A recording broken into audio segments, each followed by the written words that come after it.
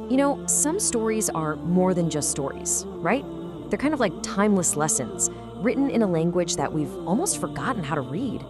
Today, we are going to dive into one of the most powerful and, frankly, most mysterious of them all. It's a story all about knowledge, patience, and the incredible wisdom that's hidden just beneath the surface of what we see every day. So let's get right into it. We've all been there, haven't we? You see something happen, and it just completely defies logic. Something that feels, well, just wrong or totally unfair. That exact feeling is right at the heart of the ancient journey we're about to explore, a quest that challenges everything we think we know about good and bad, or right and wrong. So our story starts with the prophet Musa. You might know him as Moses from other traditions. He's just delivered this incredibly moving, powerful speech to his people, and right after, he's approached with a single fateful question. Now, just picture the scene for a second. The crowd is totally captivated, hanging on his every word. And right in that moment of connection and authority, someone asks him this question, point blank. How would you even begin to answer that? And you know, from his perspective, it was a simple, honest answer. But because he didn't attribute his incredible knowledge back to God, he was about to get a divine lesson. He was told that, actually, there was another servant of God out there who had a type of knowledge that he, Musa, didn't have. Now, this wasn't a punishment. It was more like an invitation to learn something new. And it sparked this immediate and profound quest. The instructions were pretty clear, but also pretty mystical. He had to find the place where two seas meet.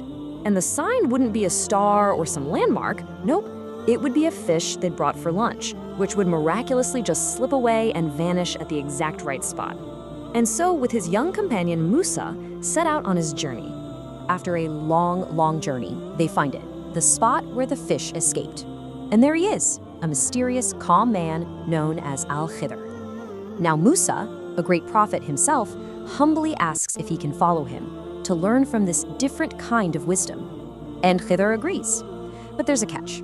There's one single non-negotiable rule. So this is the price of admission. It's absolute silence and patience. Musa has to watch everything, but he can't ask why, no matter what he sees. He has to trust the process completely, especially when it makes zero sense. He promises he can do it, and their journey together begins.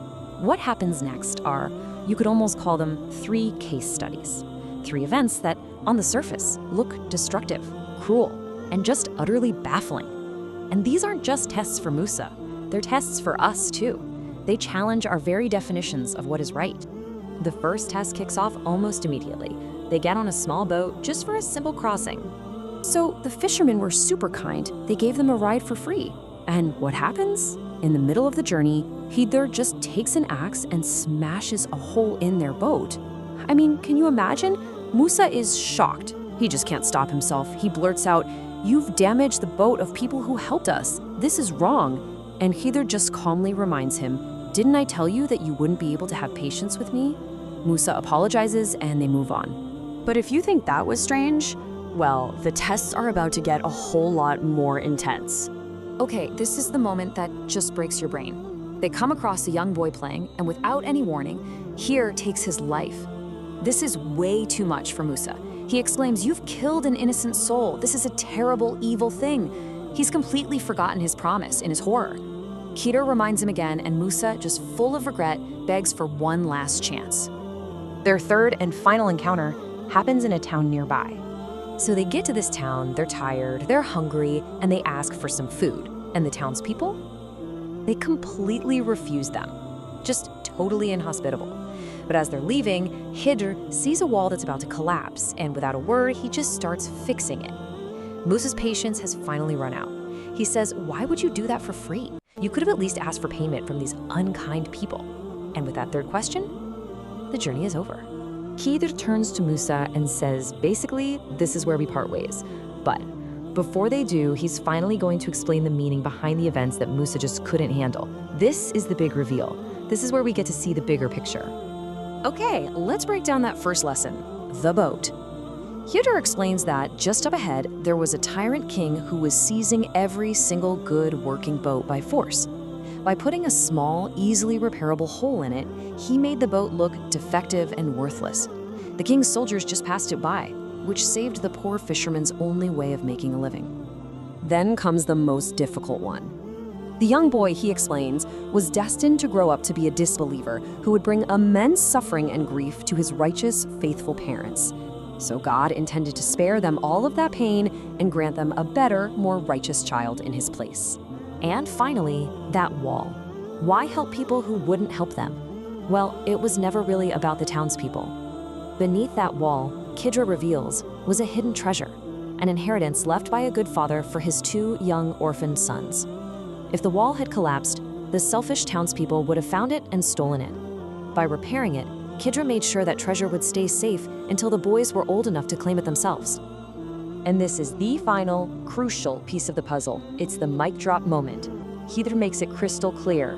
None of this came from his own judgment. These were all commands from God, acts of a divine wisdom that operates on a level that's way beyond what we can see or understand. It was a masterclass in seeing the unseen. So that's a wild, ancient story. What on earth does it have to do with us today? How do we apply these lessons when we're not following some mystical teacher, but just trying to get through our own complicated lives?